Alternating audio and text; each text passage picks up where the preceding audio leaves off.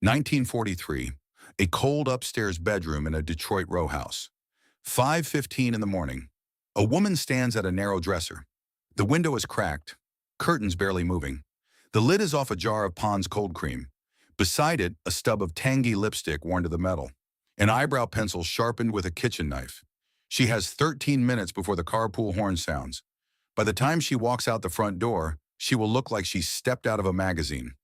Nothing on that dresser cost more than a dime. These are 15 ways that wartime women held on to beauty when the entire country was running out of everything. Not one of these tricks required a department store or permission from anyone. Every single one has been buried. Painted on stockings. When nylon disappeared overnight, women painted their bare legs with kitchen tinting and drew a stocking seam up the back of each calf with an eyebrow pencil. DuPont stopped producing nylon stockings entirely in 1942. Every yard went to parachute cord and military rope. Nylon stockings had only arrived in 1939. The kitchen fix was gravy browning. Besto brand, a few pennies a tin. You mixed it with water and smoothed it down both legs from thigh to ankle. Cocoa powder blended with cold cream was another option. Tea was a third. Max Factor introduced a commercial leg makeup applied at department store leg bars by trained beauticians. Then came the seam. A friend knelt behind you with an eyebrow pencil and a steady hand. She drew the line straight up the back of each calf. If the line wobbled, the illusion collapsed. The gravy browning was rumored to attract dogs on the sidewalk, and it washed off in the rain. When the war ended, more than 40,000 women lined up at a single Pittsburgh department store for 13,000 pairs of stockings. A fight broke out. The newspapers called them the nylon riots. The stocking seam drawn up the back of a woman's leg was not fashion. It was dignity held in place by a pencil, but the legs were only half the problem. Sugar water as setting lotion. Women dissolved a tablespoon of ration sugar in a teacup of warm water. They combed it through damp hair and set their victory rolls and pin curls. It dried stiff. The curls held for days. Flat beer worked too. Schlitz or Pabst left on the counter overnight. The proteins in the malt coated each strand and gave it weight that no modern mousse has matched. Bobby pins were scarce because of the steel shortage. Pipe cleaners, rag strips, and rolled newspaper served as curlers when nothing else was left. The victory roll was the signature hairstyle of the decade. It was named after the corkscrew maneuver fighter pilots performed after a kill. Hair rolled away from the face in two sculptural tubes held by pins and sheer will. A woman walked into a bomber plant at dawn with victory rolls set by sugar water. She looked like Rita Hayworth. That was not vanity. That was defiance with a hairpin. But the eyelashes were another story. Burnt cork and boot black as mascara. When commercial mascara vanished from drugstore shelves, women darkened their lashes with a burnt cork. A wine cork was held over a candle flame until it charred. It was cooled for a moment, then rubbed gently across the lashes. The soot clung to each strand and darkened it on contact. Boot black was another option. Ordinary shoe polish applied to the brows and lashes with a small brush. But it worked. The Maybelline Cake Mascara was the gold standard when you could find it. A tiny flat case, a small brush, a drop of water. Some women simply brushed Vaseline across their lashes for sheen. No color, just light catching each strand. She held a burnt cork an inch from her open eye and did not flinch. The hand was steady. That was skill born from necessity. It required more nerve than any mascara wand ever will. The lashes were handled, but the skin needed attention, too. The kitchen facial. Women mixed oatmeal, honey, egg whites, and lemon juice into homemade facials. Oatmeal was soaked in warm water, then spread across the face and left until it dried tight while the grain exfoliated gently. Wartime beauty columns recommended it weekly. Egg whites were whipped stiff and applied like a mask. As the whites dried, the skin pulled and contracted. The mask was rinsed off with cool water for instant tightness. A paste of sugar and lemon juice served as an exfoliant. The citric acid in that lemon is the exact same alpha hydroxy acid now sold in $65 laboratory bottles. The lemon cost a nickel. Wartime beauty columnist Victoria Chappelle recommended almond oil massaged into the face weekly. Today, the average American woman uses 12 skincare products that contain over 160 synthetic chemicals before leaving the house. Her grandmother used 3 ingredients. Her skin looked better at 70. The kitchen was the laboratory. The pantry was the pharmacy. But the hair still needed to hold overnight. Pin curls set with rag strips before bed. Women wrapped sections of damp hair around torn strips of cotton, coiled them flat to the scalp, and pinned each one in place. A silk scarf was tied over the whole arrangement, then bed. By morning, the curls were set. The rags came from old slips, flour sacks, worn-out shirts. They cost nothing. Hair was dampened, divided, wound around each strip, and knotted at the scalp. 20 curls, sometimes 30. The morning brush out was the reveal. Curls cascaded with no heat damage, no cord, no plug. They held for days if the setting lotion was right.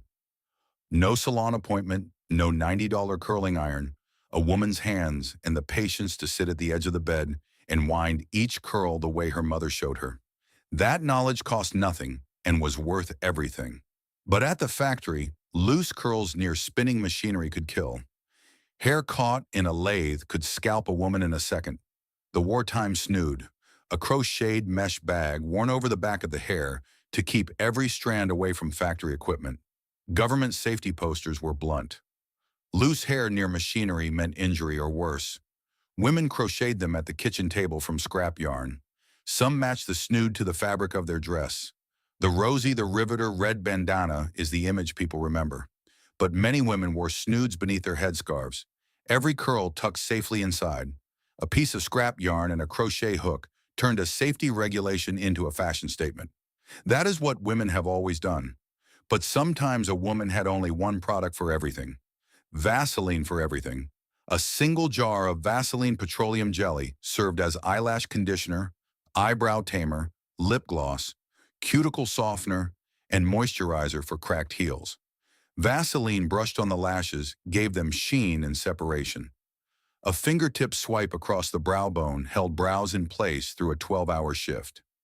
Dabbed on the eyelids before sleep, it was said to reduce puffiness by morning. Factory workers in the shipyards and aircraft plants used it to protect their hands from sparks and solvents. A jar cost under 20 cents in 1943. It lasted 6 months.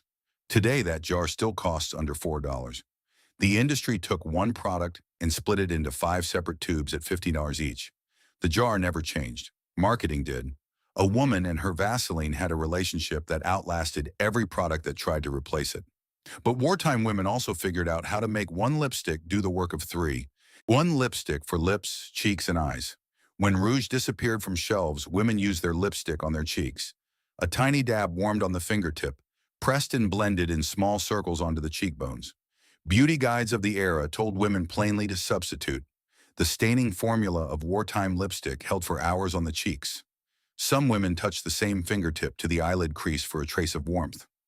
One tube became the entire color palette. Lips, cheeks, eyes. She did not need a bag full of products. She needed one tube and the knowledge of how to use it. The distance between those two things is the distance between an industry and a woman. Now notice what is happening here. Every item on this list shares the same architecture. A shortage, a kitchen, a woman's hands, and a result that worked. These were not compromises. These were solutions. The wartime woman did not lower her standard. She invented a new way to meet it. And every single invention had one thing in common. It could not be packaged, marked up, and sold back to her. That is why none of it survived. There is a movement growing right now. Women posting their routines online. One jar of cold cream, a tin of Vaseline, nothing else. They call it skincare minimalism. They are spending less and getting better results. The industry does not know what to do with them, but the women of 1943 would have known exactly what to say. Tangy, the lipstick that changed color. Tangy looked orange in the tube, but the moment it touched a woman's lips, it reacted with the skin and bloomed into a shade of warm pink that was hers alone. Tangy had been on American drugstore counters since the early 1920s. By the 1940s, it was a household name. The tube was black with a gold band. The logo was in Art Deco lettering. The scent, when you uncapped it, was sweet, faintly floral, like roses drifting from the next room. Mothers let their 13-year-old daughters wear Tangy Natural because it looked invisible on the hand. On the lips, it became something else entirely. It was the first tube of lipstick a daughter ever owned. Tangy taught a girl she was allowed to become a woman. One shade, every woman. And it looked different on all of them. But when a woman wanted more than a natural glow, when she wanted to look like she belonged on a movie screen, there was only one name: Max Factor Pancake Foundation. Max Factor developed Pancake as a solid foundation applied with a damp sponge. It was created for Hollywood film sets. Women were stealing it from studios and wearing it at home before it ever hit retail counters. A round compact, a damp sea sponge. One pass across the cake, one press onto the skin. Flawless, matte coverage in 2 seconds? Max Factor's color harmony system matched your foundation to your natural coloring. Brunette, blonde, redhead, brownette. No guessing. No standing in a fluorescent aisle trying to match your jawline against the back of your hand. Factory women and housewives wore the same product as Lana Turner and Jean Tierney. Same pancake, same sponge, same 2 minutes. Today, the global beauty industry is valued at over $600 billion. A woman can face 300 foundations in a single aisle with no guidance at all. It has never been harder to know what to buy. But when the lipstick ran out entirely, she did not panic. She saved, melting down every last lipstick stub. When tubes wore down to unusable nubs, women saved them. 3 stubs, 4, 5, collected in a dresser drawer until there was enough to start over. Metal tubes grew scarce as tin and brass went to ammunition. Some brands switched to paper tubes that crumpled in the purse. A woman gathered her stubs and heated them gently over a low flame. She mixed in a drop of Vaseline for smoothness. She poured the warm blend into a small tin or an empty compact and let it set. The resulting shade was always unpredictable, a blend of whatever reds she had left. It matched nothing else she owned. It was entirely her own. When fresh shipments arrived at a local shop, word traveled block by block. Women lined up for hours for a single tube. She did not throw something away because it was nearly gone. She saved what was left and made it last. That was not frugality. That was reverence for something the world had told her she could not have. But when every scrap of color was used up, there was still the jar on the dresser. Pond's cold cream. Every night, women massaged Pond's cold cream into their faces. They tissued it off in long upward sweeps. That was the entire skincare routine. One jar, one step every night for years. The jar had a metal lid. The smell was clean, faintly medicinal, cool on the fingertips. She worked the cream in small upward circles, jawline to temples. The tissue came away gray with the day's grime. Factory soot, city dust, the film from a 12-hour shift. The face underneath was clean and soft and cool. Noxema was the other jar, the one with the eucalyptus and camphor sting that tingled on contact. A jar of Pond's cost roughly 30 cents and lasted weeks. No retinol, no vitamin C dropper, no 7-step regimen. Just one jar and a woman who trusted what worked. Women who kept that routine for decades had skin at 70 that women now spend $200 a month trying to chase. The jar did not change. The world around it did. There is something worth noticing here. The best beauty routines of that era doubled as rest. Pin curls before bed, cold cream by lamplight, a brush pulled slowly through the hair while counting to a 100. Every one of them forced a woman to stop moving, to sit, to breathe. The routine was the rest. The mirror was the pause. In a decade defined by air raid sirens, gold star telegrams, and 12-hour factory shifts, the vanity table was the one place the war could not reach her. That was not an accident. That was survival. The powder compact. Women carried a pressed powder compact everywhere they went. After lunch, before clocking in. In the ladies' room mirror, a quick press of powder to the nose and chin. 5 seconds. Composure restored. A gold-toned case. A tiny mirror inside the lid. A velour puff holding pressed powder. The soft click when it opened. The quiet snap when it closed. That sound in a factory washroom, in a church vestibule, in the front seat of a car before walking into a USO dance. The compact said something about how a woman moved through a world at war. She was prepared. She was composed. She did not fall apart where anyone could see. That is not vanity. That is armor carried in a case that fit in the palm of her hand. But when the compact was empty and every shelf was bare, there was still the garden and the beetroot juice as lipstick and blush. When every commercial cosmetic was gone, women sliced open a beetroot and stained their lips and cheeks with the juice. Beetroot pulled from the victory garden out back, sliced in half. The deep crimson squeezed into a teacup or rubbed directly onto the lips and cheekbones. The stain was imprecise. It bled at the edges. It tasted of earth, but it was red, and red was what mattered. In Britain, the shortages ran far deeper than in America. By 1943, there were virtually no cosmetics left in British shops. Rose petals soaked in rubbing alcohol served as blush. Anything red, anything close. The government told women that beauty was their patriotic duty. Then it stripped away every tool to fulfill it, and the women went to the garden. A woman kneeling in that garden, pulling a beetroot from the dirt, was not thinking about beauty. She was thinking about holding herself together for one more day. The juice on her lips was courage. But there was one item that outlasted every shortage. One product the American government itself refused to let disappear, because without it, they believed the war effort might break. Victory Red. In 1941, the United States government declared lipstick essential to the war effort. Not recommended, not optional. Essential. Elizabeth Arden was commissioned to create a Regulation Red for women serving in the Marine Corps Women's Reserve. She called it Montezuma Red, a vivid red matched to the piping on Marine Corps dress uniforms.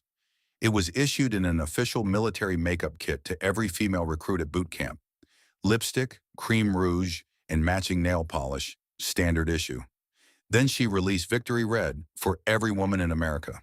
The War Production Board had originally planned to ration lipstick along with rubber, sugar, and gasoline. American women pushed back. The board reversed course and declared cosmetics necessary and vital to maintaining wartime morale. Helena Rubinstein answered with Regimental Red. Other companies followed. Fighting Red, Rocket Red, Patriot Red. One wartime advertisement put it plainly: no lipstick will win the war, but it symbolizes one of the reasons why we are fighting. A tube cost about 50 cents.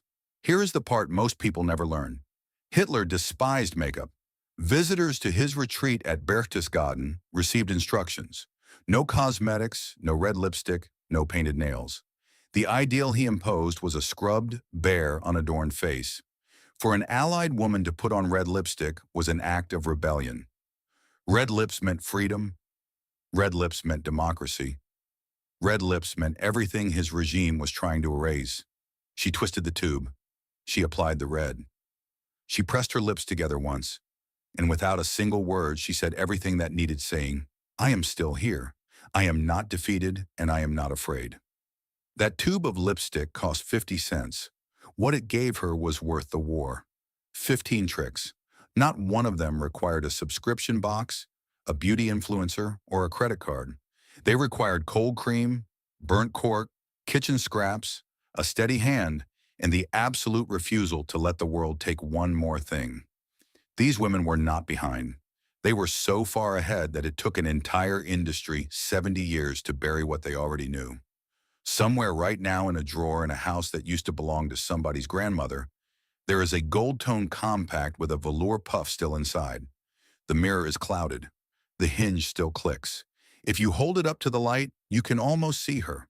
If these stories of resilience and the forgotten wisdom of the past have changed the way you look at the simple items on your own vanity, please subscribe and like this channel.